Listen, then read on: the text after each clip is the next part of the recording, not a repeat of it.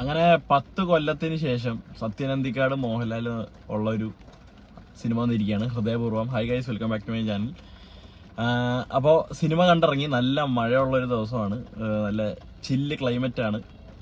അതിനുള്ളൊരു നല്ലൊരു സിനിമയും കണ്ടു എന്നാണ് എനിക്ക് പറയാനുള്ളത്. സത്യം പറഞ്ഞാൽ ഹൃദയപൂർവ്വം ഹൃദയം കവർന്നു. അത് ലാലേട്ടൻ മാത്രമല്ല, എല്ലാവരുടെ കാര്യം എടുത്ത് പറയണം. Directed by Sathyan Anthikad. നിങ്ങൾക്ക് എല്ലാവർക്കും അറിയാം, ഇവരുടെ കോമ്പോയിൽ എത്ര പടം ഉണ്ടെന്ന് പോലും എനിക്ക് ചിന്തിച്ചെടുക്കാൻ പറ്റില്ല. കുറേ പടമുണ്ട്. പിന്നെ ടൈറ്റിൽ കാർഡിൽ നമ്മുടെ രസതന്ത്രത്തിന്റെ മ്യൂസിക് ഒക്കെ വെച്ചിട്ട് ഒരു ടൈറ്റിൽ കാർഡ് പുതിയത് പറഞ്ഞാൽ സെറ്റ് ചെയ്തിട്ടുണ്ട്. ലാലേട്ടനെ സെറ്റ് ചെയ്തിട്ടുണ്ട്. വിഷയം സാധനമായിരുന്നു അത്. എന്താ പറയുക, നമ്മൾ പഴയ കുറേ പടങ്ങളിലേക്കൊക്കെ നമ്മൾ ചെന്നെത്തും. സ്നേഹവീടായാലും ഇന്നത്തെ ചിന്താ വിഷയം, രസതന്ത്രം, അങ്ങനെ ഇഷ്ടം പോലെ. അത് മാത്രമല്ല, അതിൻ്റെ പുറകോട്ട് കുറേ പടം, നാടോടിക്കാറ്റ് പോലത്തെ സിനിമകളായാലും എല്ലാം നമ്മുടെ മനസ്സിൽ വന്നു പോകും. അപ്പോൾ സിനിമയെ കുറിച്ച് പറഞ്ഞു കൊടുക്കാനാണെങ്കിൽ, written by Akhil Sathyan, story by Akhil Sathyan. Akhil Sathyan എഴുതിയിട്ടുണ്ട്. അസോസിയേറ്റ് ചെയ്തിരിക്കുന്നത് അനൂപ് സത്യനാണ്. അതിൻ്റെയൊക്കെ ഗുണങ്ങൾ സിനിമയിൽ കാണാനുണ്ട് കേട്ടോ. അത് ഞാൻ പറയാം അതിനെക്കുറിച്ച്.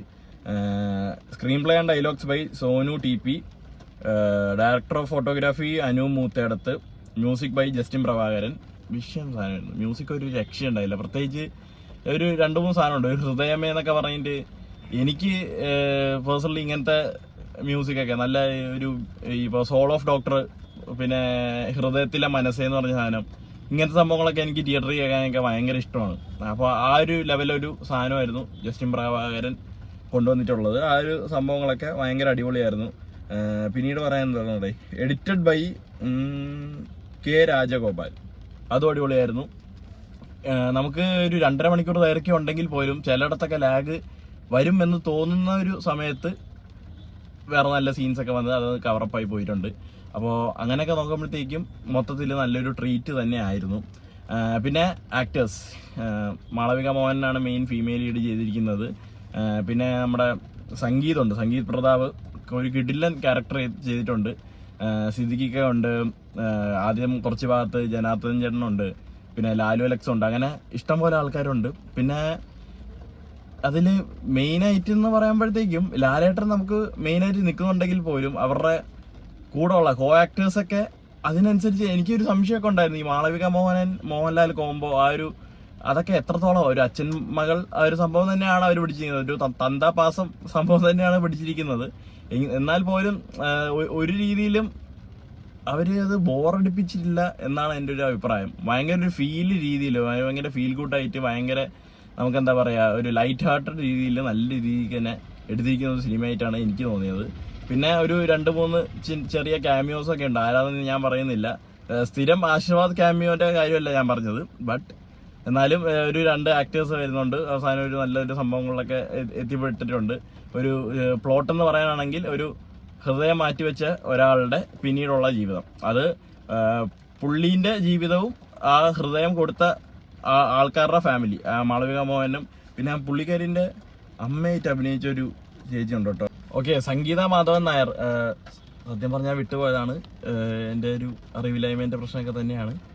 ഇന്നത്തെ ചിന്താവിഷയം അതിലൊക്കെ ഉള്ള നടി പുള്ളിക്കാരിയാണ് മാളവിക മോഹൻ്റെ അമ്മയായിട്ട് ചെയ്തിട്ടുള്ളത്. അത് അടിപൊളിയായിട്ട് തന്നെ ഉണ്ടായിരുന്നു. അവരുടെ കുറച്ച് ഹ്യൂമേഴ്സും കാര്യങ്ങളൊക്കെ ഉണ്ട് പടങ്ങളിൽ. ത്രൂ ഔട്ട് ഹ്യൂമേഴ്സും ഉണ്ട്. പല കാര്യങ്ങളിലും വരുന്നുണ്ട്. ഇന്റർവൽ ബ്ലോക്ക് ആയാലും നല്ലൊരു ഹ്യൂമറൽ ഇമ്പാക്റ്റ് നമുക്ക് തന്നിട്ടുണ്ട് പടം. അത് ഏത് രീതിയിലാണെന്നുള്ള കാര്യം ഞാൻ പറയുന്നില്ല, അത് നിങ്ങൾ കണ്ട് മനസ്സിലാക്കിയാൽ മതി. ഫാമിലി ഓഡിയൻസിന് ശരിക്കും പടം ക്ലിക്കാവും തന്നെയാണ് എൻ്റെ ഒരു അഭിപ്രായം. അത് എനിക്കങ്ങനെ തോന്നുന്നത്. ഇപ്പം തുടരും ഒരു നല്ലൊരു പടമായിട്ട് തന്നെയാണ് എനിക്ക് തോന്നിയത്. പക്ഷെ പിന്നീട് ഞാൻ കുറേ കാര്യങ്ങൾ ആലോചിച്ചപ്പോഴത്തേക്കും അതിൻ്റെ കഥയിലൊക്കെ എനിക്ക് അവിടെ ഇവിടെയൊക്കെ ആയിട്ട് കുറേ കാര്യങ്ങളൊക്കെ തോന്നിയിട്ടുണ്ട്. അത് ഞാനും വേറെ പല ഫ്രണ്ട്സായിട്ട് കുറേ കാര്യങ്ങൾ ഈ സിനിമയെ കുറിച്ച് ഇങ്ങനെ ഇരുന്ന് സംസാരിക്കുമ്പോൾ നമുക്ക് വരുന്ന കാര്യങ്ങളാണ്. ആ ഒരു ഫസ്റ്റ് ഇമ്പാക്റ്റിൽ എനിക്ക് തുടരും ഭയങ്കര ഇഷ്ടപ്പെട്ട സിനിമയാണ്. ഇപ്പോഴും ഇഷ്ടമൊക്കെ തന്നെയാണ്, അല്ലെന്ന് പറയുന്നില്ല. എന്നാലും കഥയിൽ അവിടെയൊക്കെ ബെൻസ് ഇങ്ങനെ അങ്ങനത്തെ ഒരു സംഭവങ്ങളൊക്കെ എനിക്ക് വരുന്നുണ്ട്. എന്താ കാര്യമെന്ന് ഞാൻ ഇനി പറയുന്നില്ല. അപ്പോൾ ഈ സിനിമയിലേക്ക് വരുമ്പോഴത്തേക്കും പക്ക ഒരു സത്യനന്ദിക്കാട് പടം. നമ്മൾ ഞാൻ പ്രകാശനൊക്കെ കാണുമ്പോഴത്തേക്കും ഞാൻ പ്രകാശനിലൊക്കെ ത്രൂ ഔട്ട് കോമഡിയാണ്. ഇന്റർവൽ ബ്ലോക്കൊക്കെ ഭയങ്കര കോമഡി, അവസാനം നമ്മളെ അങ്ങ് ഇല്ലാണ്ടാക്കി കളയുന്ന ഒരു രീതിയിലുള്ള കഥയാണ് ഞാൻ പ്രകാശിന്റെ. പക്ഷെ ഇതിൽ അത്രത്തോളം ഇമോഷണൽ കണ്ടന്റ് ഉണ്ട്, ഇടയ്ക്കിടയ്ക്ക് പടത്തിൽ വന്നു പോകുന്നുണ്ട്. പക്ഷെ എൻഡിങ് നല്ല ഫീൽ ഗുഡ് ആയിട്ട് തന്നെയാണ് എടുത്തിരിക്കുന്നത്. അപ്പോൾ എനിക്ക് ടോട്ടലി പറയുകയാണെങ്കിൽ എനിക്ക് സത്യം പറഞ്ഞാൽ ഇഷ്ടപ്പെട്ടു. എൻ്റെ ഒരു പേഴ്സണൽ അഭിപ്രായമായിട്ട് മാത്രം കണക്കാക്കിയാൽ മതി. നിങ്ങൾ സിനിമ കണ്ടിട്ട് നിങ്ങൾ തീരുമാനിക്കുക. ഇനി അടുത്ത ലോക കാണുന്നുണ്ട് ഇവിടെ തന്നെയാണ്. അപ്പോൾ അതും കൂടി കണ്ടിട്ട് ഇനി വീട്ടിൽ പോകുന്നുള്ളൂ. അപ്പോൾ ഈ ഒരു ഗ്യാപ്പിൽ വീഡിയോ എടുക്കാമെന്ന് വിചാരിച്ചാണ് കാറിൽ തന്നെ ഇരുന്ന് വീഡിയോ എടുത്തത്. അത്ര ഉള്ളടേ എനിക്ക് ശരിക്കും ഇഷ്ടപ്പെട്ടു. ലാലേട്ടൻ, സംഗീത്, മാളവിക എല്ലാവരും, സംഗീത എല്ലാവരും അടിപൊളിയായിട്ട് ചെയ്തിട്ടുണ്ട്. That's all. Bye bye.